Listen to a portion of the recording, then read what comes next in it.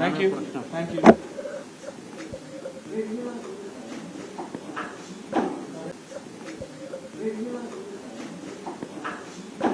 നമസ്കാരം, ജന്മഭൂമിയിലേക്ക് സ്വാഗതം. ബി.ജെ.പിയും പ്രതിനിധികളെയും താഴ്ത്തിക്കെട്ടാനും ചാനൽ ചർച്ചകളിൽ പലപ്പോഴും വിളിച്ചിരുത്തി സംസാരിക്കാൻ പോലും സമയം നൽകാതെ ഇരുത്തുന്നതും കേരളം ഒരുപാട് തവണ കണ്ടിട്ടുള്ളതാണ്. എന്നാൽ ഇപ്പോൾ ഒരു മാധ്യമ പ്രവർത്തകൻ തന്റെ അസഹിഷ്ണുതയും വിദ്വേഷവും വളരെ പ്രകടമായി പൊതുയിടത്തിൽ കാണിക്കുന്നതിന്റെ വീഡിയോ പ്രചരിക്കുകയാണ്. അതും കേരളത്തിന്റെ കേന്ദ്രമന്ത്രി സുരേഷ് ഗോപിയോട്.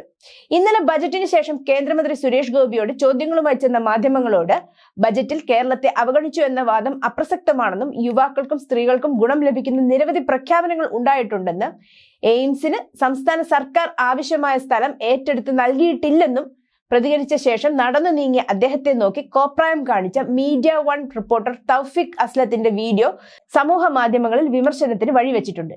ഇതെങ്ങാനും തിരിച്ചായിരുന്നെങ്കിലോ?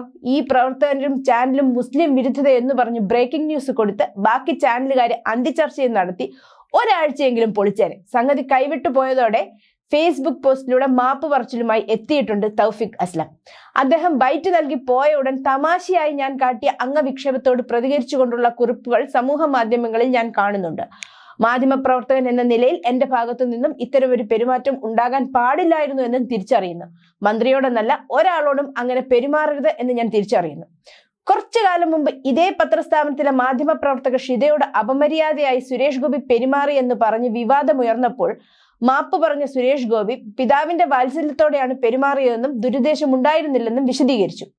അപ്പോൾ മര്യാദയ്ക്ക് പെരുമാറുക, പരസ്പരം ബഹുമാനം പുലർത്തുക എന്നൊക്കെയല്ലായിരുന്നോ ഗീർവാണം?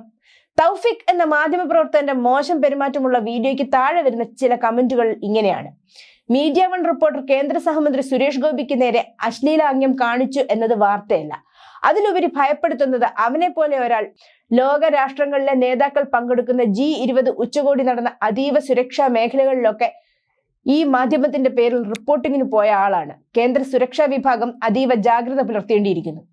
ഇത് തിരിച്ചായിരുന്നെങ്കിലും നീയും നിന്റെ ചാനലും മുസ്ലിം വിരുദ്ധത എന്ന് പറഞ്ഞ് ബ്രേക്കിംഗ് ന്യൂസ് കൊടുക്കുമായിരുന്നില്ലേ?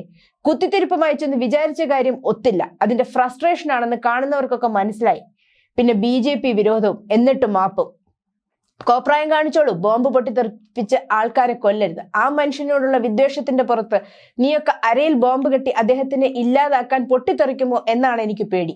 പണി ഡൽഹിയിൽ കിട്ടുമെന്നറിഞ്ഞപ്പോൾ ഭീകരൻ മാലാഖ ചഴമയുന്നു. ഇവനെയൊക്കെ ബാൻ ചെയ്ത് പിൻവലിച്ചതാണ് ഏറ്റവും വലിയ തെറ്റ് എന്നിങ്ങനെയാണ് കമന്റുകൾ. News desk, Janmabhumi.